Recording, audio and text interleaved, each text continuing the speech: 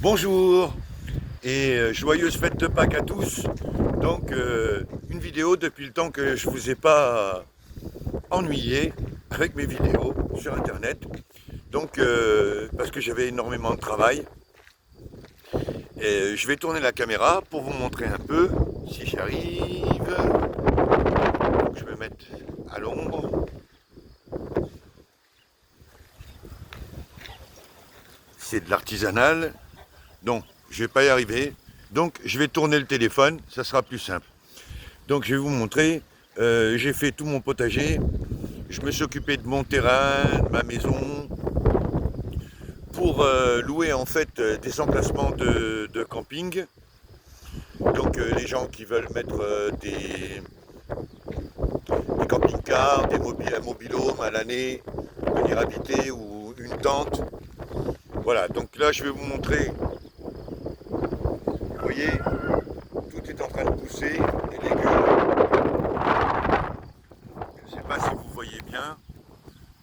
Donc voilà, j'ai fait mon petit potager, je l'ai fermé, j'ai mis une petite porte, j'ai nettoyé toute ma propriété de façon à ce que les oliviers donnent un maximum d'huile d'olive au mois d'octobre.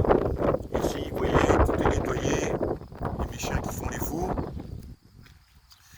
Là, j'ai l'intention d'aménager. Ici, vous avez un poulailler que je vais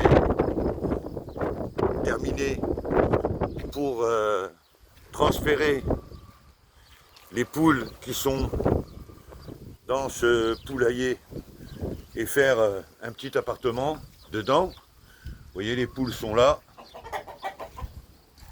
Donc tout le monde est en train de... Tout le monde est rentré. Et les transférer dans ce poulailler, puis là faire un appartement. Et dans l'autre chalet qui se trouve ici, j'ai monté ma serre aussi. Donc dans l'autre chalet, je vais faire un deuxième petit appartement dans ce chalet. Donc voilà, je retourne la caméra, pardon. Donc je loue des emplacements à l'année. Vous pouvez vous connecter au solaire, puisque ici, en fait, tout est au solaire. Je ne sais pas si vous voyez sur le toit, il y a des panneaux solaires. Ici,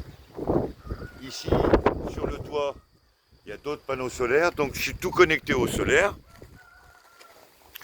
De même, j'ai un forage d'eau de source. L'eau est vraiment, c'est vraiment de l'eau de source quoi. Le forage est là. Donc je suis en train de terminer. J'ai fait la porte. Je vais terminer le coffrage et le toit du forage. Donc vous avez ce parc qui va jusqu'en haut où on peut installer tentes, caravanes. Vous voyez, donc c'est quand même accessible. On peut rouler. J'ai également une fosse septique. Donc vous voyez tout ce parc, en fait toute la propriété va de là jusqu'en haut, là-bas après l'amandier, et puis jusqu'à la route de l'autre côté, avec une vue magnifique. Donc vous voyez ici, je ne sais pas si vous allez bien voir, mais vous avez une vue sur les montagnes. La ville est à 3 km. Supermarché, pharmacie, un commerce, enfin tout quoi. Et puis voilà, donc possibilité de se raccorder à l'eau du forage, éventuellement au solaire, à mon solaire en tirant un câble. Pour les caravanes, les tentes, les mobil-homes, les gens qui voudraient venir au Portugal avec des petits budgets. Et puis ceux qui voudraient vraiment venir s'installer sur le terrain pour éventuellement s'acheter quelque chose et que je les aide à trouver un bon investissement sur un bien immobilier, un commerce, ben, ils pourraient également faire comme moi, c'est-à-dire se servir de... Vous voyez, moi je suis tout seul, donc j'ai des légumes pour plusieurs personnes, donc se servir également du potager et avoir leurs légumes bio, il n'y a aucun engrais, aucune chose chimique. Voilà, vous avez du romarin aussi, des pieds de romarin un petit peu partout sur le terrain. Et puis voilà, au mois d'octobre, avoir de l'huile d'olive, moyennant une petite participation, et ben, se faire leur jardin, on peut éventuellement l'étendre sur cette partie, et puis leur donner un coup de main. Ils ont tout l'outillage, il y a tout l'outillage ici, électrique, manuel, motoculteur, générateur, il y a vraiment tout. Il y a les tronçonneuses pour couper les arbres, j'ai vraiment tout le matériel, voilà, donc voilà. Et comme je suis seul, ben ça serait sympa que des Français ou des Européens viennent, ça ferait une petite compagnie. Il y a les chiens qui surveillent la propriété, elle est toute clôturée, donc il n'y a pas de possibilité il n'y a pas de voleurs ici de toute façon. Vous voyez en face les voisins, la première maison, elle est à environ 200 mètres là-haut, donc il n'est jamais là. C'est quelqu'un qui habite à 250-300 km d'ici. Et puis la petite maison qui est à côté là, c'est juste une personne qui vient jamais sur son terrain aussi. Il n'y a pas de voisins en fait. En fait, j'ai pas de voisins, vous voyez. Donc l'environnement. Donc je n'ai pas de voisins. Voilà. Donc et puis éventuellement, si ça intéresse quelqu'un d'investir avec moi, je suis seul, j'ai pas d'enfant. Donc une personne sérieuse, honnête, si possible qui me donne un coup de main pour bricoler, parce que je suis tout le temps en train de bricoler, solaire, électricité, peinture, maçonnerie, je fais tout moi-même, jardinage, donc me donner un coup de main, et puis il y a un fort rendement possible. J'ai eu toutes les autorisations pour faire un camping, j'ai demandé à la mairie, donc ils m'ont envoyé le plan, je suis en zone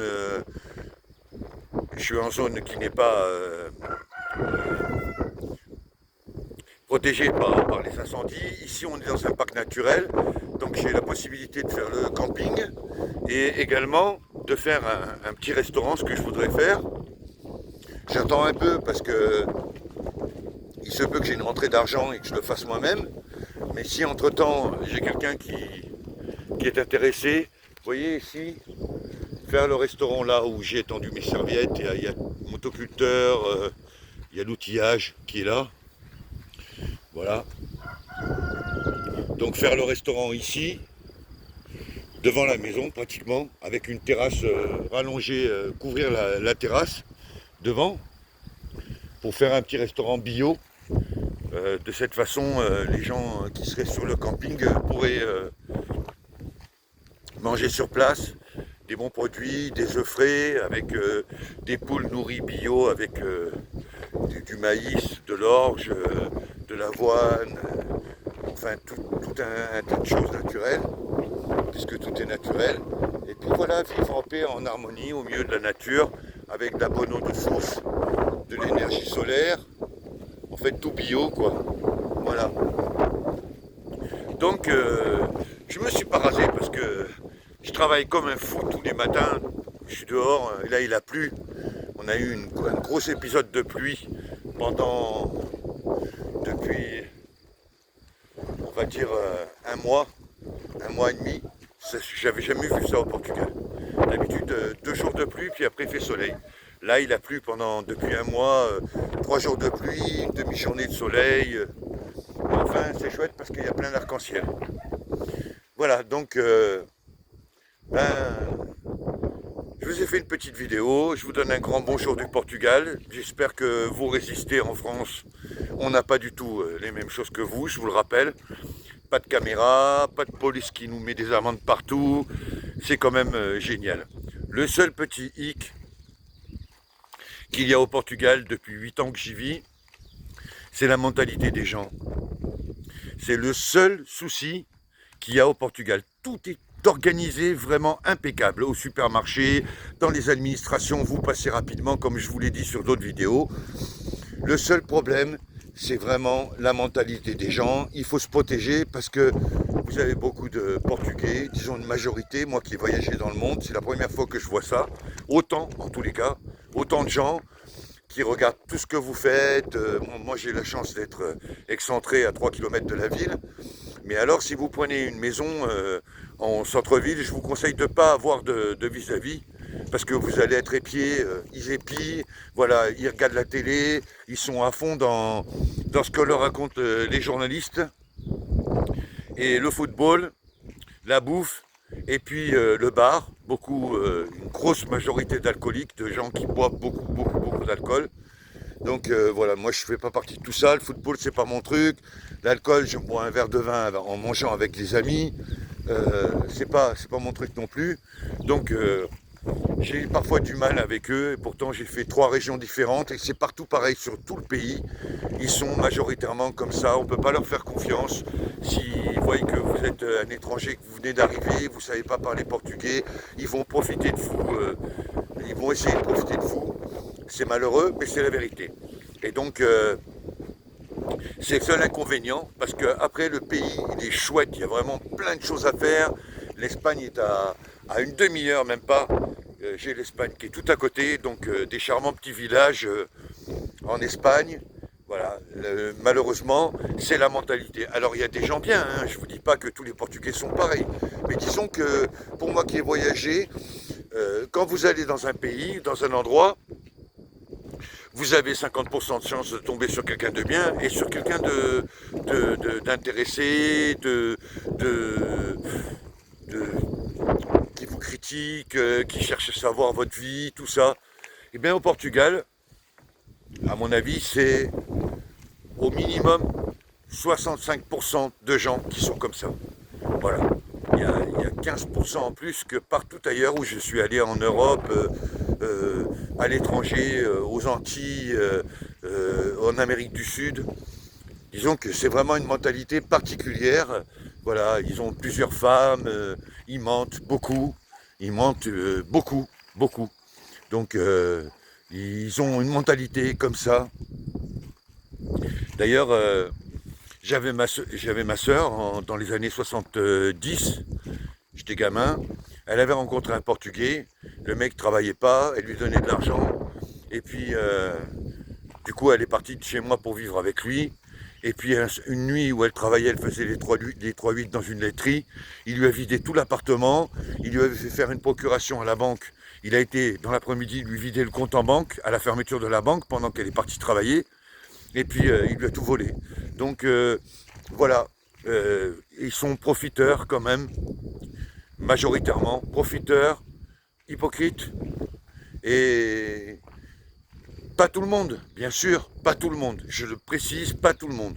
Vous avez des gens bien partout, mais il y a quand même une large propension, profiteurs, menteurs, alcooliques, aucune conversation dans géopolitique, ils connaissent rien, à part ils vous racontent ce qu'ils voient à la télé. Il y a des téléviseurs partout ici, donc moi qui ne regarde pas la télé, c'est un souci pour moi, parce que quand je vais dans un commerce, quoi, je vois toutes ces télés, je tourne la tête, parce que je ne veux pas être captivé par ces images de propagande. Mais eux sont à fond dans la propagande, la preuve, ils se sont vaccinés à fond, et maintenant il y a plein de morts subites, et voilà, et ils continuent à vous dire que c'est pas de la faute du vaccin, que les gens meurent comme des mouches du jour au lendemain, des jeunes, des vieux, mais bon, ils comprennent que dalle en fait. En fait, ils comprennent que dalle. Mais, ceci dit, je ne changerai pas de pays. C'est vraiment un pays super bien organisé, il y a des tonnes de choses. Après, il faut y aller avec parcimonie pour fréquenter les gens. Il ne faut pas les faire rentrer. D'abord, eux, ils ne s'invitent pas chez eux, entre eux. Donc, il ne faut pas les faire rentrer dans votre vie, parce qu'après, ils vont se mêler, ils vont vous dire faut faire comme ça, faut faire comme ça. Ils ont une mentalité assez... En fait, c'est pas de leur faute. Jusqu'en 74, il y a eu la révolution, et puis ils n'avaient rien, ils étaient en chevaux, en calèche, et puis d'un coup, ils ont eu des Mercedes, des BMW, et l'évolution, elle s'est faite tellement rapidement que ils ont pas su gérer l'évolution. Alors ils sont restés quand même dans l'époque de Salazar. Donc quand ils étaient sous la dictature, et il fallait dénoncer tout le monde, il fallait regarder ce qui se passe partout. Donc ils sont curieux, genre envahissants quand vous leur donnez trop d'importance. Alors là ils vous envahissent, comment dirais-je, parfois, c'est dur avec entre le portugais, le français, l'anglais, sur Internet, que je parle aussi. Donc, ils s'infiltrent dans les vies des gens, en fait. Ils essayent de savoir, ils veulent savoir tout. Mais eux, en revanche, les Portugais, ils sont hyper taiseux, ils ne vous diront rien sur leur vie. D'abord, ils n'ont pas beaucoup de conversations, à part le football ou la nourriture, la météo, et puis ce qu'ils entendent à la télé. Euh, N'allez pas aborder des sujets avec eux trop pointus parce que ils connaissent que dalle, quoi. Ils connaissent que, voilà, ils sont hyper chauvins, c'est leur pays, c'est eux les mieux, mais en fait, voilà, ben, ils reconnaissent pas les difficultés qu'ils ont. Ils n'ont pas de conversation avec leurs épouses, leurs copines. Ils ont très peu de conversations, hormis le football, hormis les trucs qui les intéressent, et les quelques trucs qui les intéressent. Et puis voilà, la bouffe. Et autrement, rares sont les conversations. Donc c'est pour ça que je me suis dit, ben tiens, si des Français, des Suisses ou des gens, des Belges veulent venir, veulent s'installer pour pas cher, mettre leur camping-car, leur caravane ou un mobil-home, et puis on ferait ça à la bonne franquette, quoi. Ben pourquoi pas? Parce que moi, personnellement, j'en suis revenu de les fréquenter, de leur donner mon amitié, leur donner un maximum de choses et de voir qu'à la fin, ben, ils sont profiteurs, ils sont critiqueurs, ils sont vraiment entre eux dans les bars, voilà quoi. Et moi, je fréquente pas les bars, donc j'ai un certain souci avec ça.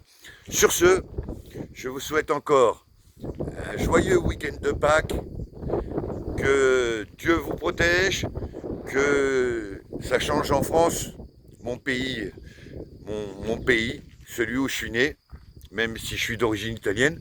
Donc, et puis que vous soyez heureux, que tous vos voeux se concrétisent et que tout aille bien pour vous, bien que ça soit dur, de ce que je vois sur les réseaux. Je vous embrasse et je vous souhaite plein de bonnes choses et force et honneur. Bise.